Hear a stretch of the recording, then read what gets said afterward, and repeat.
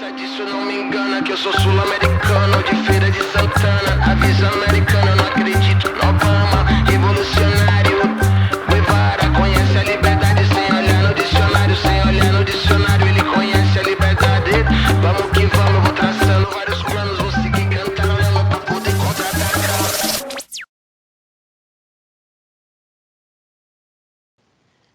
Eu primeiro queria agradecer a todo mundo por tudo que vocês falaram. Eu concordo com tudo, cada vírgula, cada pontual. Minha mania de falar pontual e de falar ponto de inflexão, tem vários também, vocês vão reparar. Acho que primeiro, indo pelo Hernan, assim, as pontuações foram certeiras. Eu acho que eu tentei trazer um pouquinho só, né, do que é a importância da extensão universitária. Eu ainda não consegui, até pelas experiências assim que eu cataloguei, ainda não consegui avançar muito para o Brasil. É meio difícil, né, o algoritmo até da internet, assim, você pesquisa coisas e elas não aparecem do jeito que elas têm que aparecer. Mas eu acho que já foi um processo de tentativa de entender esse papel, né, da extensão como um ponto muito importante na trajetória da assessoria, né? E eu acho que vai muito experiência pessoal também, que é essa aproximação, né, com a assessoria, vem de dentro da universidade, assim, primeiramente. Então, tentei trazer isso um pouco no trabalho. Eu acho que o catálogo também, a coisa de analisar só os vínculos, realmente ela, né, fecha um pouco. Acho que tem potencial aí para a gente olhar as coisas, até, e aí vai muito da fala da Aleta, assim, também, quando eu fiz o catálogo, aí eu vi que eu separei, né, pelos vínculos, e ficou faltando essa coisa será que eu separo por ordem cronológica, será que eu, né, separo por países, coloco algum outro tipo de análise também, e aí eu acho que foi o tempo mesmo, não deu para, né, refinar a organização mesmo do catálogo. Deixa eu ver o que mais. Da Júnior, eu vou querer super, tanto o texto do Kijano, que você já tinha me falado na pré-banca, mas assim, não tinha condições de eu conseguir a tempo, mas acho que a gente pode conversar nos próximos dias, que eu vou querer super. E essa coisa da ONG também, eu também sofri um pouco para entender, porque ela fica vaga também, até você pesquisando, né? Mas no meu trabalho em si, ela incorpora tanto algumas fundações, que é tipo essa Habitat para a Humanidade, quanto alguns coletivos, mas que são institucionalizados, se institucionalizam como organização de sociedade civil mesmo. Assim. E aí é engraçado porque a própria nominação deles é muito diversa, um é entidade privada, o outro é organização não governamental. Então fica muito nebuloso ainda. Eu tentei aglomerar isso, mas tem que explicar melhor mesmo. Acho que é nebuloso até para a galera, enfim.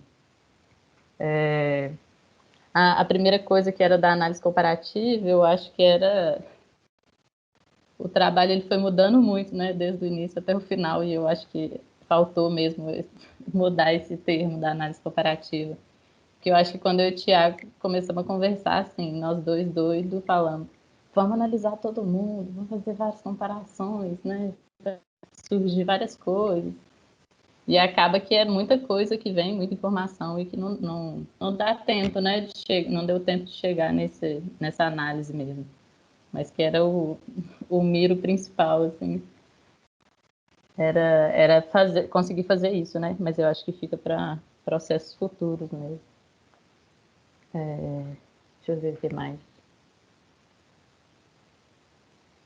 Isso que a Aleta falou da tese da Mari Borel, da escala de avaliação, acho que vai ser uma coisa muito importante também para, né, tentar entender, que eu acho que chegou, quando a gente começou a discutir isso da assistência da assessoria, viu que não ia conseguir, né, classificar experiências segundo esses nomes, assim, a gente via que tinha uma necessidade de entender que elas são diferentes, né?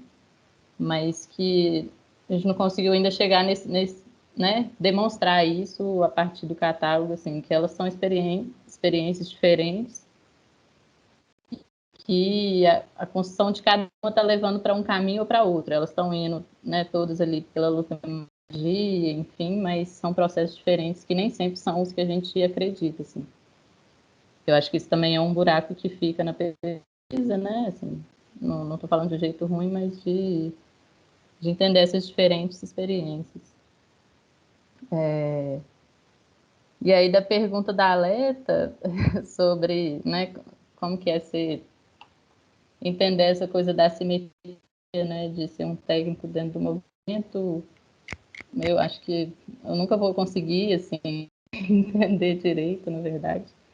Eu acho que até o processo do TCC vem a partir desse questionamento, né, até interno, conversando com a galera, o que era a gente se vê como uma pessoa, né, da academia ali, construindo um outro lugar dentro do movimento, mas ao mesmo tempo sendo primeiramente do movimento, né? Assim, a gente estando ali porque a gente acredita no processo de transformação social e não porque a gente é arquiteto. Eu acho que é essa a diferença. Mas esse lugar do técnico ainda fica nebuloso, assim, né? E aí eu lembro até da pré-banca do IPCC, que a Ana Baltazar participou, e ela ficou puxando minha orelha muito em cima disso, assim, né? Que é meio... É complexo a gente pensar esse lugar do técnico dentro, né? Dentro do movimento. Mas eu acho que é uma construção, a gente está se entendendo ali dentro. Mas eu acho que todos que estão dentro da MLB concordam que a gente está ali, primeiro, né, pela transformação social e depois trazendo o que a gente conseguiu ali aprender durante a nossa vida. Então, eu dentro da arquitetura, alguém dentro da comunicação, e aí eu acho que é isso. Eu não sei se eu tenho mais coisa para falar, porque está tudo muito na minha cabeça. Mas eu queria agradecer de novo todo mundo. Passar para o Thiago. Nada. Vou para a Letinha.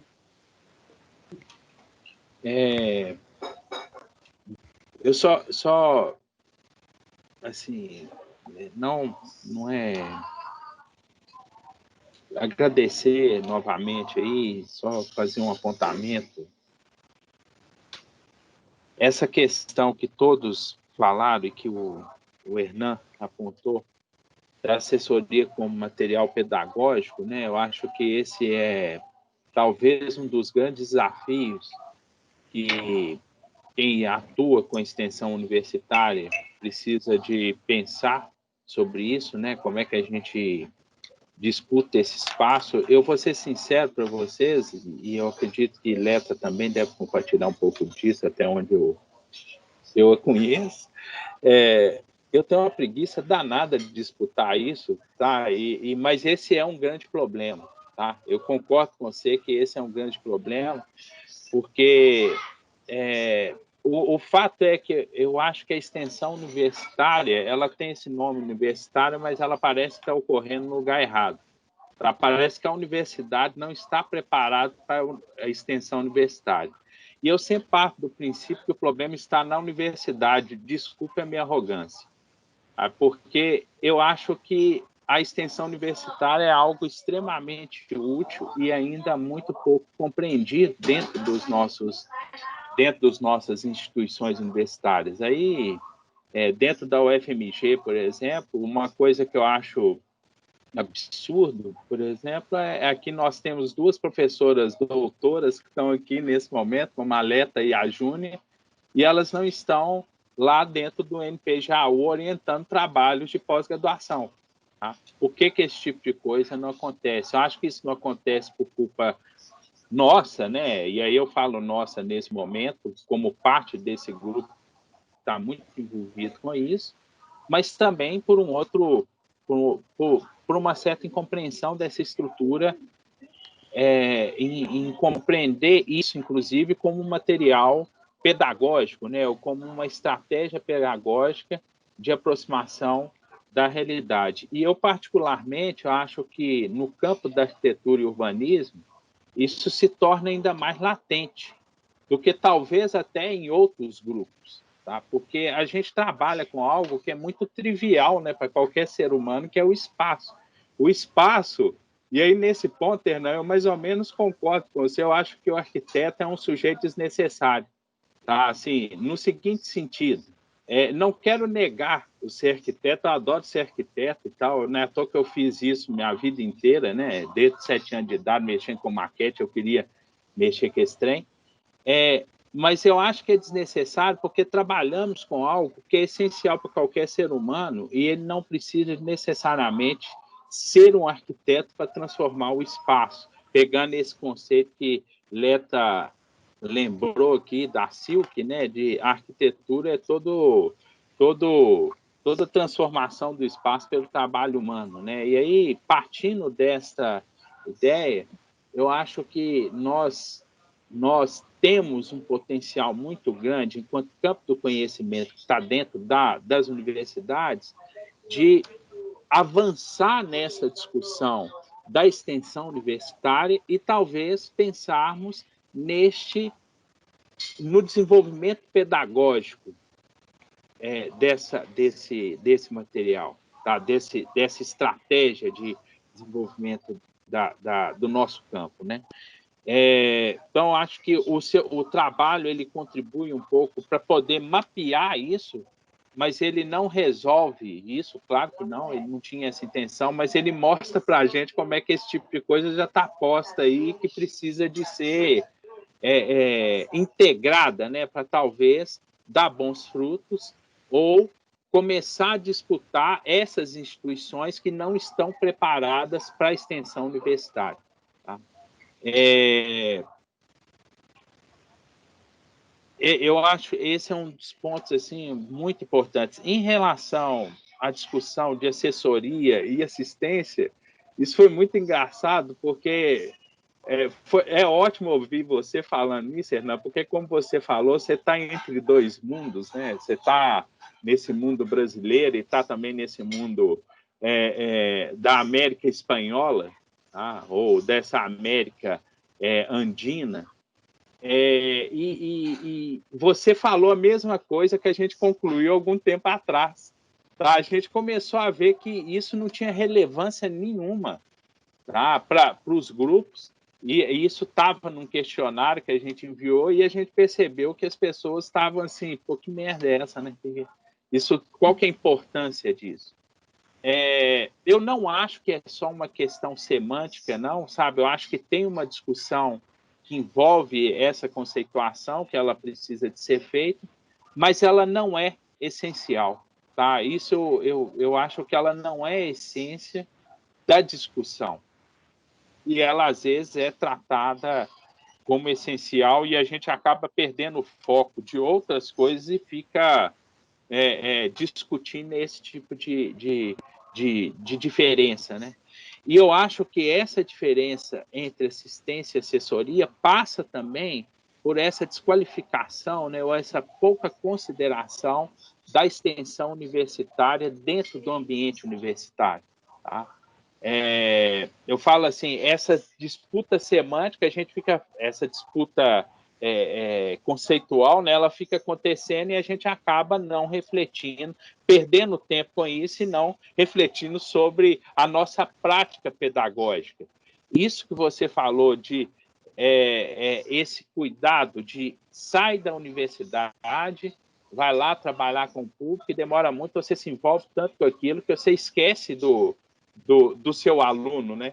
Você esquece do seu aluno e está lá preocupado com a comunidade que você está atendendo. Isso é uma observação extremamente importante, porque, no final das contas, quando estamos fazendo extensão, nós somos professores, né? E deixar isso, não considerar isso, se torna um grande problema, né? Um grande problema para o processo de formação. E só fechando aqui rapidamente essa fala que já está se estendendo muito, Só falar que eu também sou fruto dessa coisa da extensão universitária, né? Eu gosto muito de falar que eu sou maquetista, né? Eu sou, antes de tudo, maquetista, tá? Porque, de fato, eu entendo o mundo como maquete, muito mais do que como arquiteto e como historiador, que são os dois cursos universitários que eu fiz. Eu sempre penso muito como maquetista, e o ser maquetista, para mim, é um pouco fazer síntese das coisas, entendeu? É fazer síntese das coisas e ter uma outra percepção da produção do espaço em função da maneira como eu processo o meu trabalho. O ser maquetista foi extremamente importante para mim quando eu descobri a extensão universitária, e eu descobri essa extensão universitária no curso de arquitetura. Eu já tinha feito um curso de história, e essa discussão da extensão universitária não estava presente no meu curso de história. Tá? Ela estava presente no curso de arquitetura, e por isso que eu acredito que a gente pensar nessas estratégias pedagógicas dentro da extensão universitária para o campo da arquitetura e do urbanismo, talvez possa ser uma contribuição ou alguma utilidade para a arquitetura enquanto campo do conhecimento. Agradeço aí a todos, o Hernan especialmente, né, e espero a gente ter vários outros encontros para a gente tentar ir avançando nessa reflexão. Passo de novo aí a fala para vocês aí e agradeço mais uma vez. Eu só queria falar uma última coisa, que eu estou muito de acordo com a Leta, no sentido de que tem que aprimorar a questão das fontes e a questão das fotos, fontes, espaço no catálogo. Eu vou te ser assim, muito sincera, esse catálogo tem que sair muito bem feito, porque o fato vai ser lido, não é uma frescura, não. Se eu mesmo, se morar na roda dos professores da minha universidade, ele vai ser, sabe, não é só lido, vai ser tipo, muito lido em detalhes, vão entrar nas páginas web que você está colocando, vão entrar nas fontes que você está colocando. Então, eu concordo com a Aleta, eu até imaginando como deveria ser isso.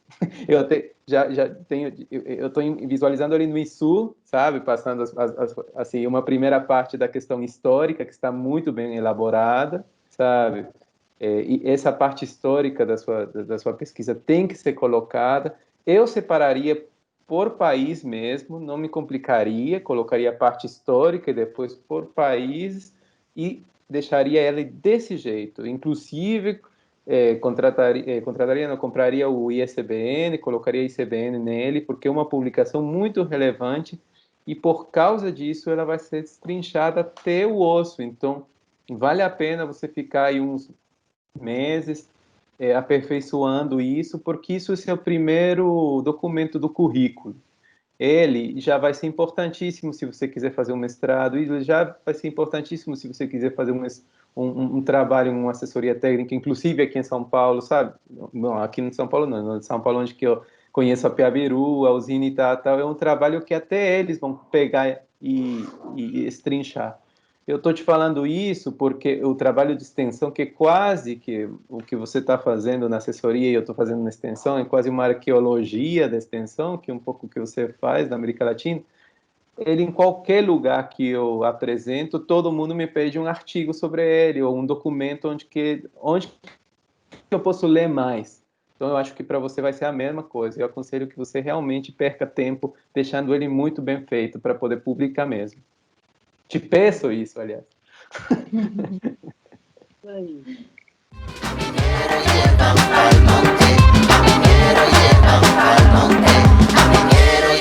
Pa'l monte.